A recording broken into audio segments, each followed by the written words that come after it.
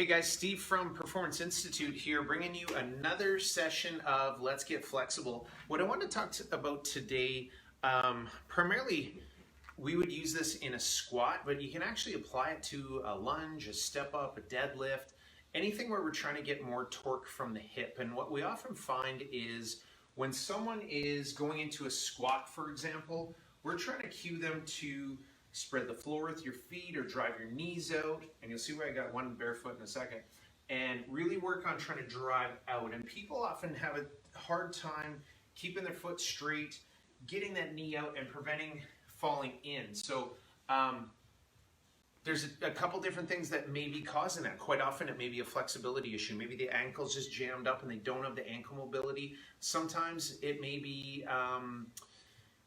internal rotators of the hip are too tight and they can't externally rotate well enough because of that. Could be a number of different factors, but something we've been playing with that works really well is we call it a tibial rotation drill. And the beauty of this is it's not really a mobility drill, but it helps create the look like you have more range of motion all of a sudden. And it's a great mind-muscle connection drill. So it's really simple. All you got to do is get a band.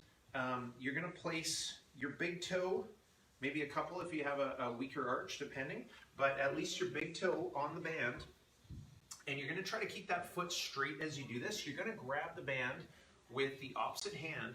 And what we're going to do is we're going to try to pull the band out, creating torque. And what we want to see is that the arch is lifted up. So the foot's not flat, but we're actually seeing that arch grab.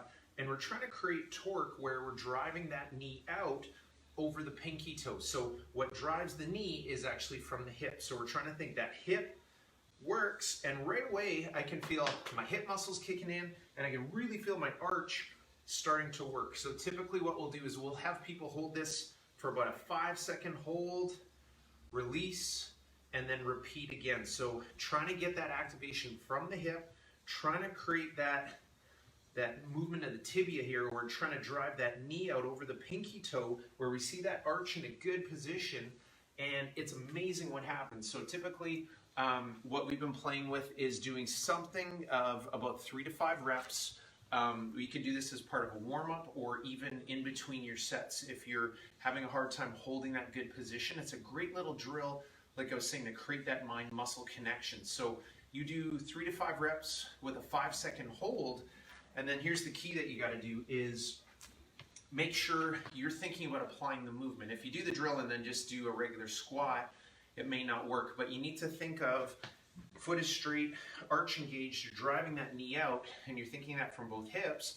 You should feel the hips start to engage, and then you want to feel that tension as you drive through the bottom of the squat or deadlift or whatever you're trying to improve.